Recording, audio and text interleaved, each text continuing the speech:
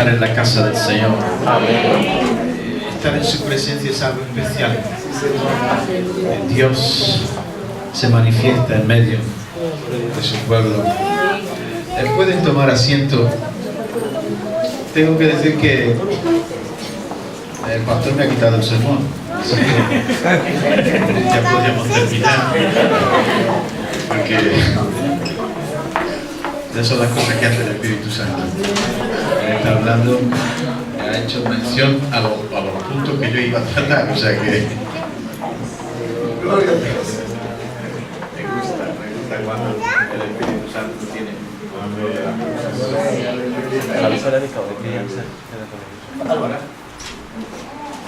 se ha ido un poco, ahora está aquí otra vez. Miren, antes de entrar a meditar la palabra del Señor, tengo que decir algo porque estaba tocando el hermano esta canción, vino a adorarle. Ese me ha tocado. También toca el pastor, ha tocado mucho porque la palabra y la adoración es lo que hace que el Espíritu Santo se manifieste. Y tengo que decirles que yo no soy hombre de muchas visiones, aunque algunas veces el Señor me la da, pero yo estaba ahí y he visto un río pasando en los 14 años. Un río. Era estrecho, no era demasiado grande, iba en medio de montañas. Pero lo que me llamó la atención era lo largo que era. Era largo y extenso, se perdía bajando hasta el valle. Te bendecimos, Señor. Siento que el Señor tiene mucho más años para esta iglesia. Para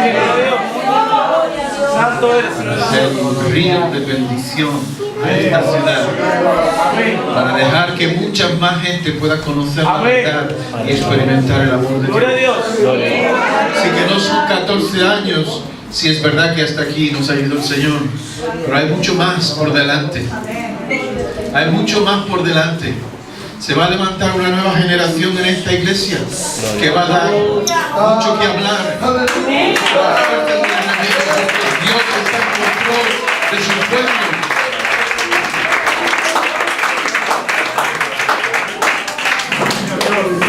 Cuando esos jóvenes miren para atrás podrán decir, hubo un río que empezó pequeñito, pero ha fluido, Gloria a Dios. nos ha llevado a estar en la misma presencia del Señor. Yo les digo mi verdad,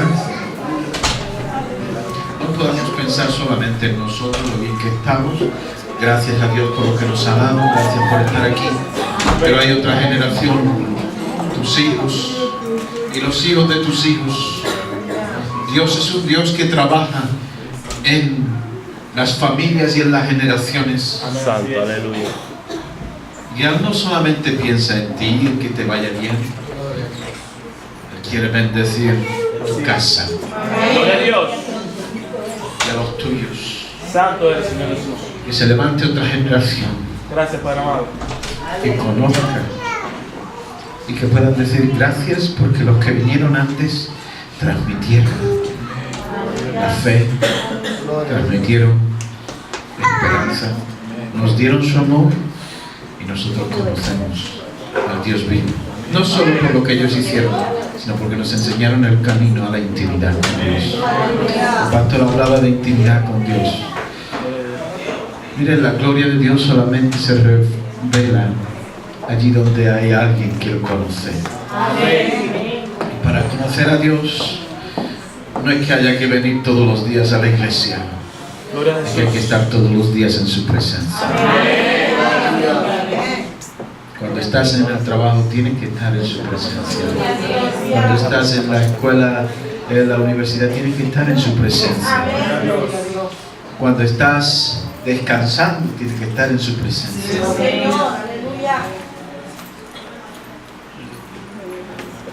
Recuerdo cuando joven que tenía ese anhelo de buscar de Dios y espero que el Señor me ponga más hambre como cuando era joven.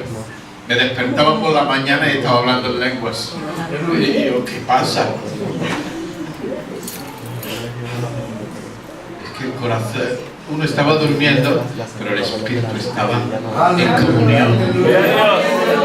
Y no lo entendía. No entiende muchas cosas, pero qué bueno cuando Dios está ahí.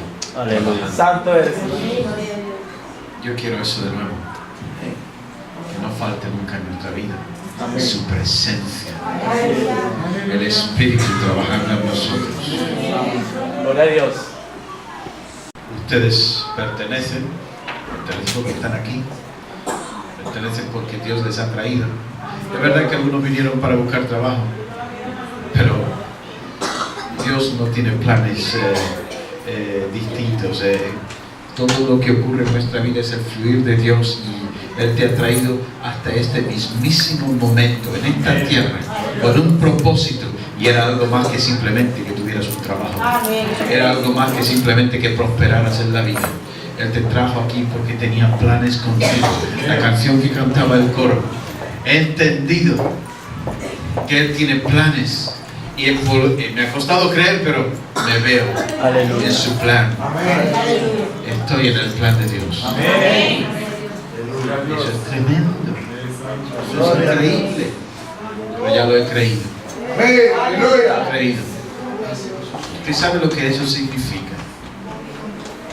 Eso significa que desde antes de nacer Dios tenía un plan contigo. Que cuando estabas en el vientre de tu madre ya te conoció, dice la Escritura.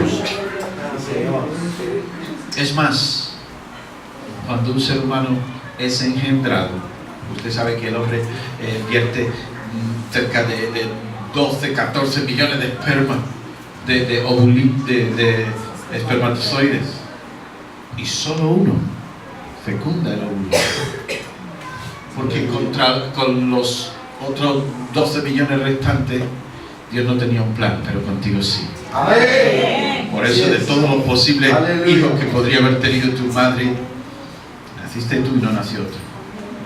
Pero Dios tenía un plan contigo. Yo no creo en las casualidades. ¿Usted cree en la casualidad? Parece casualidad. Fue uno más. No. Es que ese uno más eras tú. Y Dios tenía un plan. Amén. Aleluya.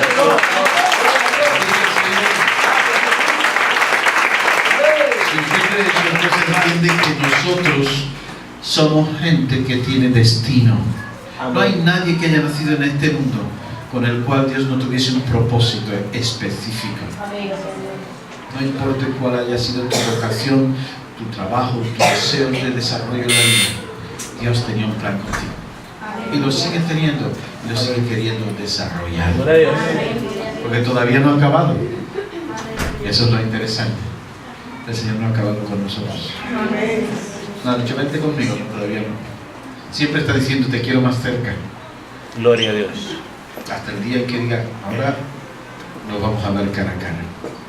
Pero cada día podemos vernos cara a cara con Dios y experimentar su gracia, su obra en nosotros. Así que quisiera hablarles en esta mañana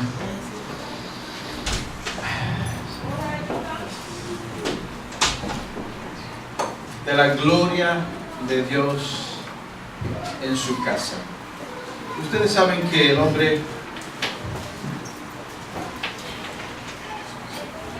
estaba en la presencia de Dios, se paseaba por el huerto. A la caída de la tarde, Dios y Adán y Eva paseaban, charlaban como amigos. Y el Señor le iba enseñando, instruyendo, guiando, explicándole por qué había hecho toda la creación. De todo lo que había en el huerto. Fíjense que estado más ideal el hombre. No tenía nada prohibido. Todo le estaba permitido. Si quería trabajar, tenía mucho trabajo que hacer. Pero si quería parar, nadie lo obligaba a seguir. Él era el Señor de la creación. Dios le había puesto por encima de toda la creación. Dirigía a los animales, vigilaba que el huerto estuviera bien. Después le enseñaba al Señor cuando paseaba, mira lo que he hecho, mira lo que planté. Él le explicaba, ¿por qué le has puesto ese nombre a ese animal? Y Abraham hablaba con él y le explicaba, es que mira las características que tiene. El hombre vivía y caminaba con Dios. Pero llegó el momento en que para poder ser verdaderamente libre tenía que tener la capacidad de elegir. Y si el hombre todo le estaba permitido, ¿cómo sabía que era libre? Si todo lo puedo hacer, ¿soy libre o no soy libre? No, porque no sé si soy libre o no. Si no hay nada que esté prohibido, no tengo nada que pueda escoger por mí mismo. Todo está bien. Gloria a Dios, todo estaba bien. Pero llegó el momento que Dios, mira, puedes comer de todo, menos de este árbol. Porque hay un problema, el día que comas de él vas a morir. Y entonces, Dios no puso el árbol para tentar al hombre a pecar. Dios puso allí el árbol para que el hombre pudiera ejercer su libertad. Es decir, escojo lo que Dios me ha dicho en lugar de hacer lo que me da la gana. Y entonces quiero voluntariamente no obedecer a Dios y no comer del árbol. Pero un día fue tentado. Dios no tienta a nadie.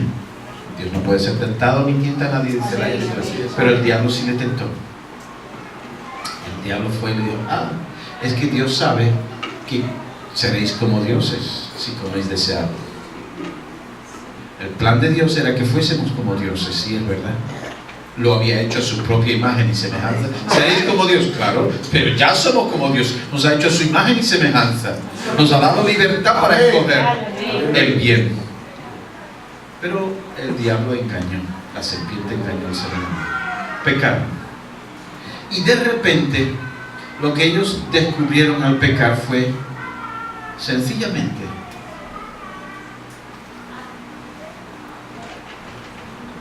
la vergüenza de estar desnudos. ¿Es que no estaban desnudos antes? No, la Biblia dice estaban desnudos, pero no se avergonzaban. Resulta que el hombre estaba vestido, revestido de la gloria de Dios. Por eso los animales lo veían y se inclinaban. Estaban revestidos de la gloria de Dios, era la imagen de Dios delante de la creación. Pero cuando pecaron, esa gloria se fue. Se está portando mal. Y entonces se dieron cuenta, pero estamos desnudos. No, es que ahora ya no estamos con la gloria de Dios encima. Entonces se escondieron y se taparon con hojas de higuera. Cuando Dios fue a buscarlo, a pasear con ellos, estaban escondidos. ¿Por qué? Porque oí tu voz y tuve miedo porque estaba desnudo. ¿Quién te dijo que estabas desnudo? ¿Es que acaso comiste del árbol que te dije que no comieras? No es que Dios le preguntara porque no sabía lo que habían hecho. Dios sabe todas las cosas. Pero ¿sabe por qué le preguntó? Porque le estaba dando la oportunidad de ser honesto, de arrepentirse, de pedir perdón. No. Es que la mujer que tú me diste me dio de comer de la fruta. Le preguntó, ¿qué has hecho? Eva miró para allá, no le podía echar la culpa a Adán, así que miró, la serpiente tiene la culpa. Qué diferente habría sido si en lugar de decirle, la mujer tiene la culpa, Adán hubiera dicho, sí Señor, tú me diste el mandamiento a mí y yo he faltado a tu palabra, pero puedes perdonarme, puedes cambiarlo, ¿qué tengo que hacer? Entonces Dios hubiese dicho, este es mi hijo. Se da cuenta cuando no está haciéndolo bien, se arrepiente, pide perdón, quiere ayuda. Pero no lo hizo, le echó la culpa a otro. Entonces Dios tuvo que castigarlo por haber mentido, por echar la culpa a otro, por no asumir sus responsabilidades. Desde entonces el ser humano ha estado echándole la culpa a otro y nunca hemos asumido nuestra responsabilidad. Al final llegó Jesús, que era humano, que no había pecado, y decidió, vale, yo pago. ¿Yo soy el culpable? Vale, yo soy el culpable. Pero él no lo era. Dejó de pasar la patata caliente a otro. Usted sabe cuando alguien con una patata caliente no sabe cómo ponerla, toma la tuya. Hemos hecho eso toda la vida. Jesús la cogió y dijo, yo voy a aguantar el fuego de la patata caliente. Entonces Dios los echó del huerto. Al echar a Adán y Eva, porque dijo, ahora estos conocen el bien y el mal, pero además han permitido que entre el pecado en sus vidas. Y si ahora vienen y comen del árbol de la vida, van a ser gente muerta espiritualmente, pero con vida. Y eso va a ser todavía aún peor. Seríamos los muertos vivientes. Eso sería terrible, ser un muerto viviente. De hecho, hay mucha gente que está vivo y se cree que está vivo y está muerto. Es un delito de pecado. Ahora nosotros somos vivos de entre los muertos. Gloria a Dios por la resurrección de Jesús.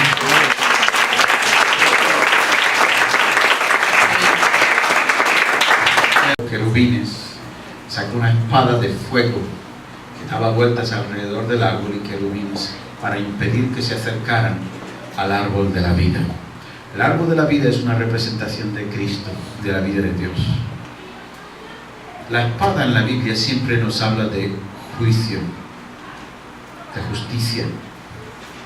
El fuego siempre en la Biblia nos habla de la santidad de Dios. Los querubines son los seres más hermosos que Dios ha creado, nos hablan de su gloria. Así que si nosotros queremos acercarnos de nuevo y poder tocar y comer del árbol de la vida, necesitábamos la justicia, la santidad y la gloria de Dios restaurada. Y nadie se podía acercar a aquel árbol. Pero en Cristo Jesús, fíjense, en Cristo Jesús, la justicia de Dios, la santidad de Dios y la gloria de Dios se manifestaron. De tal manera que por medio de Cristo, nosotros revestidos del nuevo hombre, Cristo Jesús, podemos acercarnos y comer del árbol de la vida. Recuerdan que ya hablábamos que tenemos que comer lo sano, lo que realmente edifica nuestra alma, lo que hace crecer nuestro espíritu. Podemos acercarnos por medio de Cristo. Si usted se acerca sin revestirse del Hijo de Dios, va a caer fulminado, porque terrible cosa es caer en manos del Dios vivo. Pero cuando nosotros nos revestimos de Jesús, podemos acercarnos a comer del árbol de la vida. Porque la justicia de Dios se ha cumplido en nosotros, porque Cristo pagó con su vida, con su sangre, por nuestros pecados. Porque la santidad de Dios ha sido aplicada a nosotros, el santo por los pecadores. Ahora la santidad de Jesús es nuestra. De hecho, el apóstol Pablo le dice en la carta a los Corintios, a los santos en Cristo Jesús que están en Corinto, llamados a ser santos. Y uno dice, ¿qué quiere decir eso? Si son santos, porque nosotros somos santos ya en Cristo, pero Dios nos llama a vivir en santidad. Amén. Los santos llamados a ser santos. Tú ya eres santo. Tienes que vivir conforme a lo que eres, no a lo que no eres. Eres un hijo de Dios comprado por la sangre del Cordero. Cuando nosotros nos revestimos del Hijo y su justicia se aplica a nosotros y su santidad se aplica a nosotros, entonces la gloria de Dios tiene que venir. Pero la gloria de Dios es algo muy caro, porque en la Biblia el Señor dijo: a ningún otro daré mi gloria. Algunos lo han malinterpretado pensando que Dios no comparte su gloria, es muy celoso de su gloria y que no la quiere compartir. No. De hecho, a su Hijo le dio toda su gloria. Él es la expresión de la imagen misma de Dios. Él es la manifestación de su sustancia. Él es Dios encarnado para que lo pudiéramos ver. Jesús. Bendito su nombre. ¿Saben una cosa? Dios quiere derramar su gloria. Dios tiene un plan maravilloso. Lo digo con temor y con respeto. Estoy convencido que el Señor quiere derramar su gloria sobre esta nación. Por eso le trajo a usted a esta tierra. No fue por casualidad. Es porque quiere derramar su gloria sobre esta nación. Hace unos meses estaba en una iglesia en Málaga, donde vivimos alabando y adorando al Señor, y tuve una visión. Y vi una nube de gloria sobre la ciudad de Málaga, una nube dorada, de oro. Yo preguntaba al Señor, ¿esto qué es? Me quebrantó mucho, lo compartí con el pastor, me dio permiso para decirlo, lo compartí en la iglesia. Pero uno no se queda contento con qué bonito lo que vi. Hay que buscar qué es eso. El Señor empezó a enseñarnos y a dirigir a mucha gente. La nube de gloria está encima, pero no está en la ciudad. Yo quiero hacer que mi gloria descienda, pero por eso necesita gente que extienda manos de fe, manos santas, sin iras, ¿no entienden? La gloria de Dios.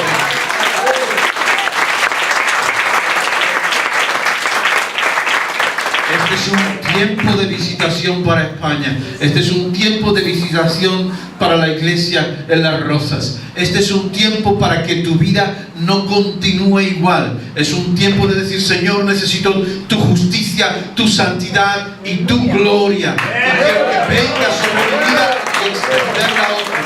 Las Rozas necesita de un pueblo de Dios que manifiesta su gloria allí donde va. Y eso somos nosotros. Por eso estamos aquí. Porque Dios quiere usar a su pueblo. Es muy importante que lo entendamos. Quiero hablarles de cómo Dios manifiesta su gloria. El hermano nos decía intimidad. Miren, si vienen conmigo al libro de Crónicas, al segundo libro de Crónicas, capítulo 1. Dice el verso 3 así. Ponemos de pie para leerlo, por favor. El Señor le dijo al profeta Ezequiel: ponte de pie, hijo de hombre, y hablaré contigo. Lo ponemos de pie para que nos hable su palabra. Segundo de Crónicas 1, 3.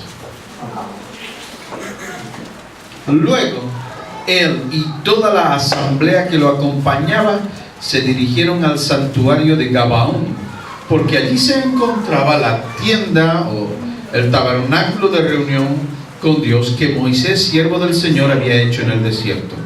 El arca de Dios se encontraba en Jerusalén, en la tienda, en el tabernáculo que David le había preparado para que cuando lo trasladó desde Kiriat Jearim. Hasta aquí la palabra del Señor. Padre bueno, haznos entender y haznos gozarnos en tu palabra y vivir conforme a lo que ella enseña. Por Jesús. Amén. Pueden tomarse. Miren, para mí este es algo muy interesante. Hasta que uno no se para a leerlo con detalle no se da cuenta. ¿Sabían ustedes que hubo una época en el pueblo de Israel que existieron dos tabernáculos?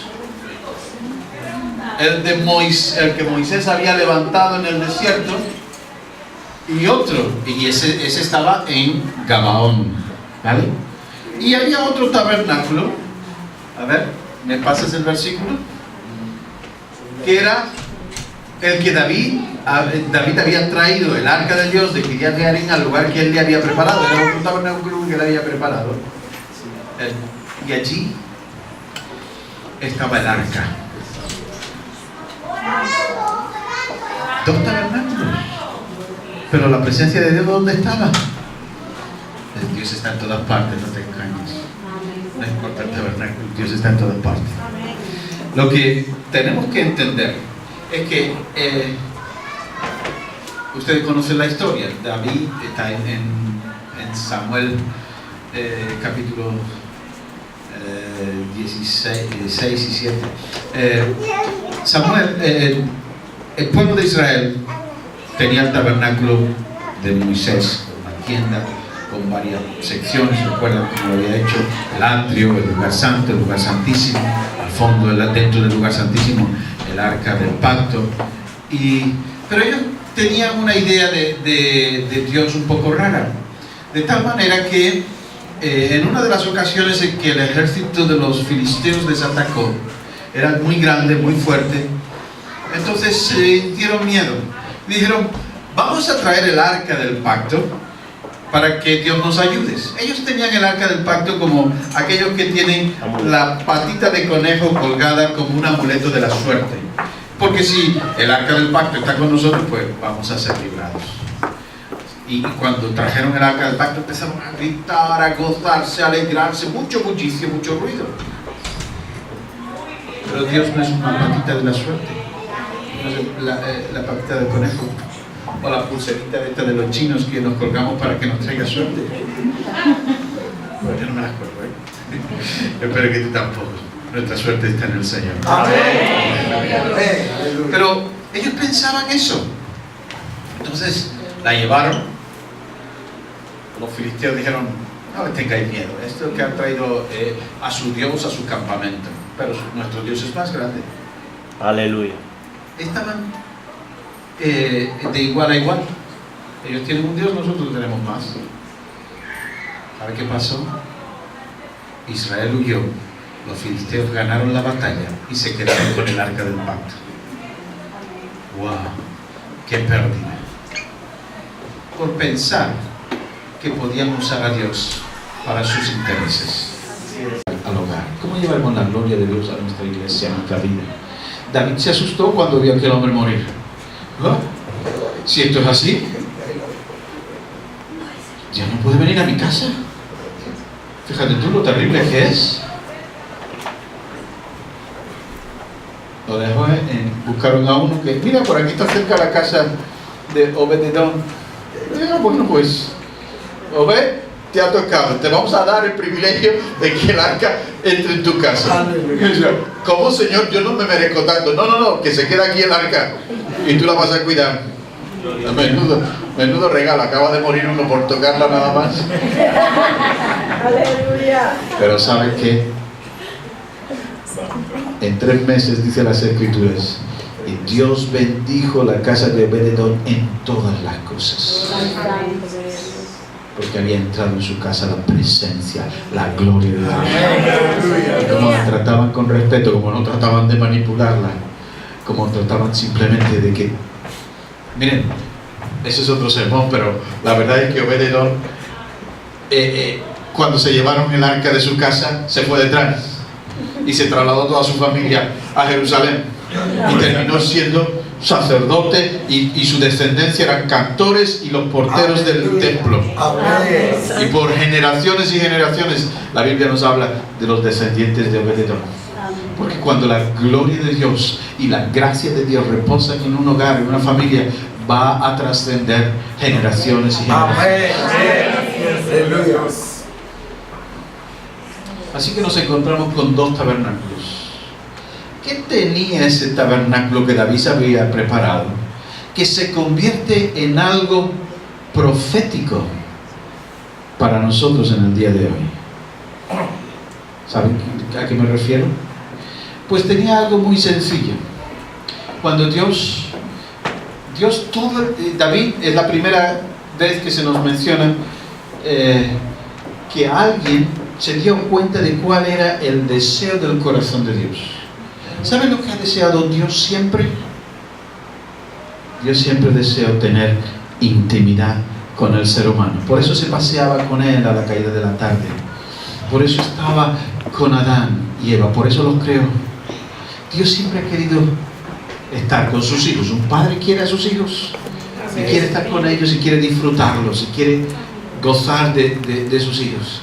Y cuando sus hijos actúan bien se siente orgulloso. Cuando traen buenas notas se sienten felices.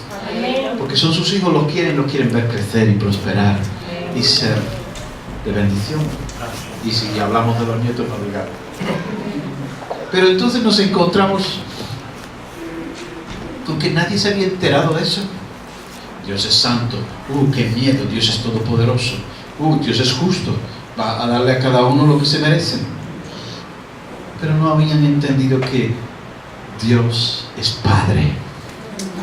Y parece que David sí lo entendió, porque hay un pasaje que es muy extraño. Bueno, si quieren venir conmigo, yo les he hablado de este tabernáculo de David. En el libro de Amós, capítulo 9, verso 11, dice así: en aquel día levantaré el tabernáculo caído de David, repararé sus grietas, restauraré sus ruinas y la reconstruiré tal como en sus días pasados, para que ellos poseen el remanente de Edom y todas las naciones que llevan mi nombre, afirma el Señor que hará estas cosas. El profeta Amós, muchos siglos después, cuando ya no existía el tabernáculo de Moisés, cuando ya no existía el tabernáculo de David, cuando ni siquiera, y hasta el templo de Salomón había sido destruido, habla de que Dios va a restaurar un día el tabernáculo de David, no el de Moisés, el de David. Qué interesante. ¿Y saben por qué? Dios está interesado en restaurar el tabernáculo de David y no el de Moisés. De Moisés tenía separaciones, cortinas, la gente no podía pasar del atrio, pero el sacerdote podía entrar al lugar santo. Allí estaban todas las cosas, los símbolos, ¿no? La mesa de los panes de la proposición con 12 panes. Estaba el candelabro de 7 brazos encendido constantemente. Estaba el altar de bronce del incienso, el altar del incienso. Detrás otra cortina. Y detrás de la cortina estaba el lugar, el arca del pacto y la gloria de Dios. Pero allí no podían entrar ni siquiera los sacerdotes, tenían que entrar solamente el sumo sacerdote y una sola vez al año para ofrecer la sangre del sacrificio por sus pecados y los pecados del pueblo. De tal manera que el sacerdote entraba detrás de la cortina, gruesa cortina. Si usted, Josefo dice que pesaba cerca de 600 kilos la cortina, era de distintas capas. Era difícil hasta de entrar para poder pasar. Y allí estaba todo oscuro, solamente estaba el arca. Y encima del arca, lo que era la tapa de la cubierta, allí se manifestaba la Shekinah, la gloria de Dios. Y el sacerdote echaba la sangre encima, así aquello era un charco de sangre por todas partes. Y se cuajaba y ya está. Y si era aceptado el sacrificio, salía. El sacrificio era aceptado si el sacerdote, el sumo sacerdote, era aceptado. Por eso nos cuenta el Antiguo Testamento, dice que el sumo sacerdote llevaba campanillas en las ropas, para que cuando estaba dentro se escuchara que se estaba moviendo y de que estaba vivo. Y tenía una cuerda que pasaba por debajo de la cortina y esa cuerda estaba atada a su cuerpo. Si el sacrificio no era aceptado, caía en redondo, se moría y tiraban de la cuerda y lo sacaban, porque nadie podía entrar. Eso, pero ¿sabe lo que representaba la cortina? El pecado. Por eso nadie podía entrar a la presencia de Dios por causa del pecado. Y el sumo sacerdote, cuando entraba, iba con sangre.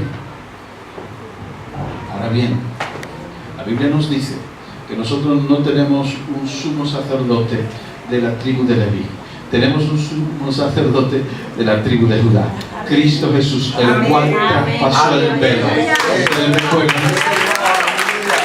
La Escritura dice que cuando el Señor dijo consumado es y entregó el Espíritu, el velo del templo se rasgó en dos. Para que no quedara confusión de quién había roto el templo, dice que fue rasgado de arriba a abajo, no de abajo a arriba.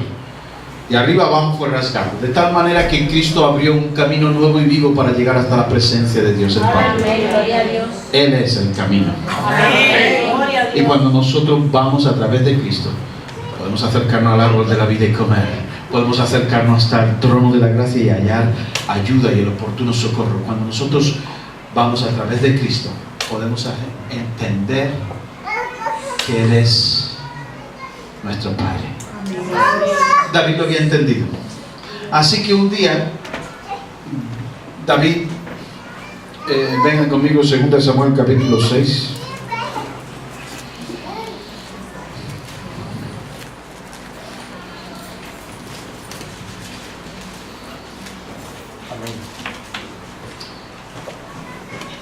En el capítulo 7 dice el verso 11: Él lleva el arca a Jerusalén. Dice el capítulo 6, verso 17: el arca del Señor fue llevada a la tienda de campaña que David había preparado.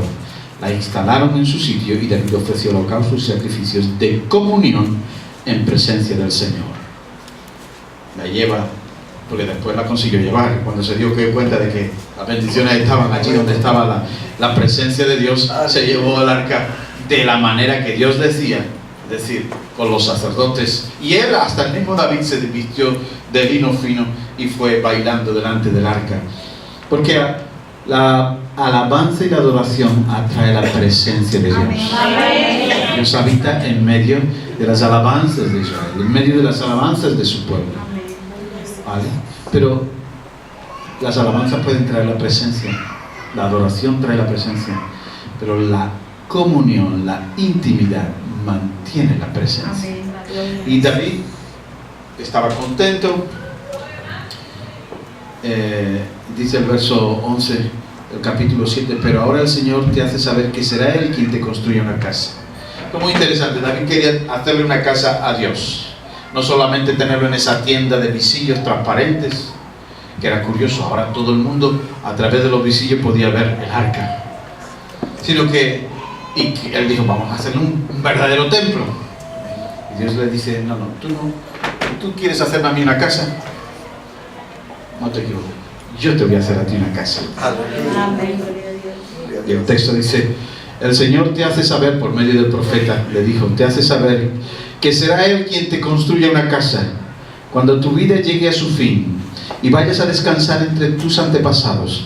Yo pondré en el trono a uno de tus propios descendientes y afirmaré su reino. Será Él quien construya una casa en mi honor, y yo afirmaré su trono real para siempre. Yo seré su padre y él será mi hijo. Así que cuando haga lo malo le castigaré con varas y azotes como lo haría un padre. Sin embargo, no le negaré mi amor, como se lo negué a Saúl, a quien abandoné para abrirte paso. Tu casa y tu reino durarán para siempre delante de mí. Tu trono quedará establecido para siempre. Natán le comunicó todo esto a David, tal como lo había recibido por revelación. Yo le quería hacer una casa a Dios, y Él me dice que me va a hacer una casa a mí. Que yo voy a morir, pero mi hijo va a estar en el trono. Y que además mi linaje va a estar para siempre en el trono. Y que va a levantar a uno que va a ser rey para siempre, de mi sangre. Se quedó sin palabras. Se quedó sin palabras David. ¿Qué hizo? Dice el verso 18. Luego el rey David se presentó ante el Señor y le dijo, Señor y Dios, ¿quién soy yo? ¿Y qué es mi familia para que me hayas hecho llegar tan lejos? Y como si esto fuera poco, Señor y Dios, también has hecho promesa a este tu siervo en cuanto al futuro de su dinastía.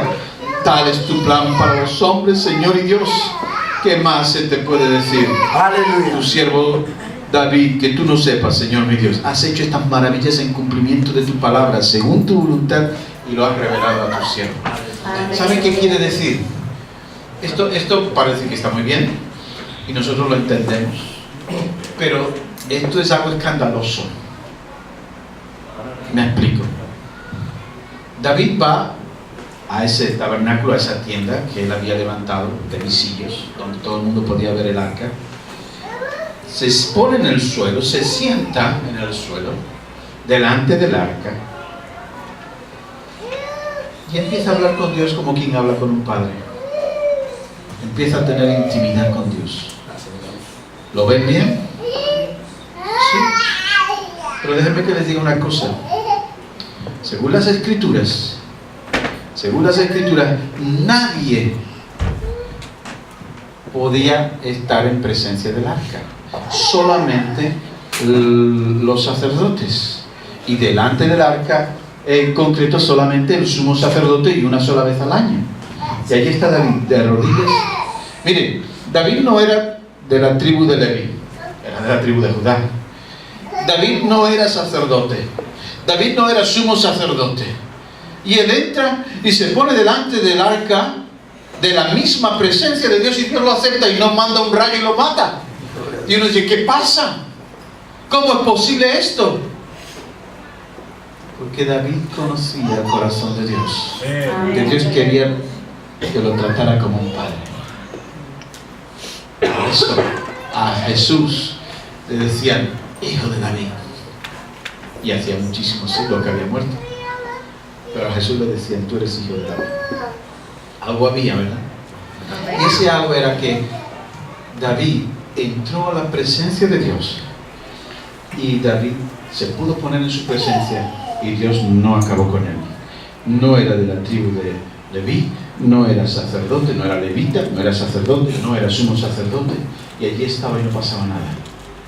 Porque cuando entramos en la presencia de Dios con el corazón adecuado, justificados no por nuestros propios méritos, no por lo que yo he hecho, no por lo bueno que soy, no por las ofrendas que he hecho, no por las veces que voy al culto, no porque oro mucho, no porque leo mucho la Biblia. Entro en su presencia porque Él ha abierto un camino nuevo y vivo. Porque el Señor me ha revestido de su justicia, me ha dado su santidad y quiere darme su gloria. Y yo entro en su presencia. Dios no me rechaza. Tenemos que revestirnos, eso sí. Por eso dice el apóstol Pablo: revestíos del hombre nuevo. Vestíos como hijos de Dios, santos y amados. Vestirnos de Cristo. Si no, no podemos estar en la presencia del Padre. Si no, la gloria y la bendición no nos alcanzan. Pero si nos vestimos del Señor, podemos estar en su misma presencia y no nos destruye, nos bendice y nos dice: tú eres mi hijo. Me dejan un paréntesis. Voy a contar una pequeña historia. ¿Recuerdan que Jacob quería la bendición? ¿Y cómo la obtuvo? Su padre estaba ciego. Quien tenía derecho a la bendición era el hermano mayor. Pero la madre le dice: ponte la ropa de tu hermano mayor. Yo te preparo la comida como a tu padre le gusta. Ve y entra. ¿Me va a maldecir? ¿Me va a matar? No. Hazme caso, hijo. Y él se vistió como su hermano mayor.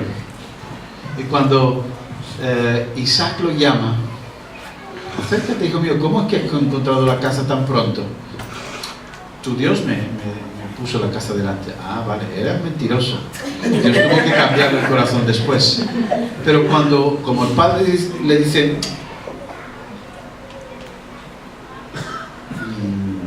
la voz es de Jacob, no es la de Esaú. Acércate, hijo mío, y te besaré y te bendeciré. Se acerca. Las manos se parecen a las manos de Esaú, porque le había puesto bello, ¿no? Y se acerca y lo huele. Oh, mira cómo huele la ropa de mi hijo, como el campo que Jehová ha bendecido, con el rocío de la mañana. Miren, aquí hay una enseñanza. Cuando nosotros nos revestimos de nuestro hermano mayor, Cristo Jesús, podemos acercarnos al Padre y Él toca nuestras manos y nota las marcas del Cordero.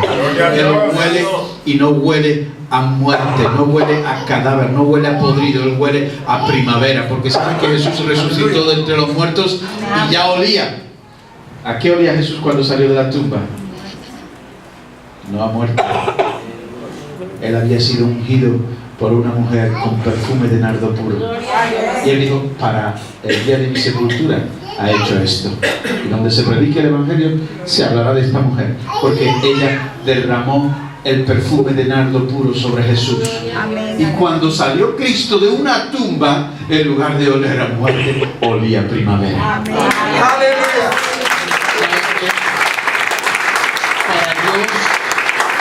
Para Dios, cuando nos acercamos, Él dice: déjame que te huela. Para los que se pierden, dice Pablo, es olor de muerte para muerte. Pero para los que creen, para Dios, es olor de vida. Dice: mi hijo, hueles a mi hijo Jesús. Y cuando dice: déjame que te toque las manos, llevan las marcas de mi hijo Jesús de las manos. Y entonces dice: yo te bendigo, mi hijo. Y empezó a bendecirlo, y a bendecirlo, y a bendecirlo. Nosotros tenemos que entrar en la presencia de Dios para buscar su gloria, pero tenemos que entrar revestidos de Jesús, nuestro hermano mayor. Padre, no vengo en mis méritos, vengo en los méritos de tu amado hijo, mi hermano. No vengo con mis propias fuerzas, no vengo con mi justicia, pero sí con la justicia del justo. No vengo con mi santidad, pero sí con la santidad del santo. Y no vengo para buscar mi gloria, vengo buscando tu gloria, la gloria del justo, del santo. Cuando eso ocurre, ¿qué pasa? Dios dice: y yo te bendigo, hijo mío. Yo te bendigo, hijo mío. Tú crees que estás ahí porque no tenías más remedio, porque las circunstancias te empujaron, pero yo he tenido un plan desde el principio de la eternidad contigo. Y mi plan se va a cumplir si tú buscas mi gloria. Amén, gloria a Dios. Y lo bendigo. ¿Saben qué? Dios está levantando el tabernáculo de David otra vez. Mira, cuando la primera iglesia estaba en conflicto, había una lucha. Gloria a Dios, qué bueno. Y se han bautizado, que lo has bautizado, sí, lo he bautizado también. Ah, bueno, vale. Cuando él explicó, pues lo aceptaron. Pero al cabo de un tiempo, algunos judíos decían, pero si son del pueblo de Dios, tienen que circuncidarse y guardar toda la ley.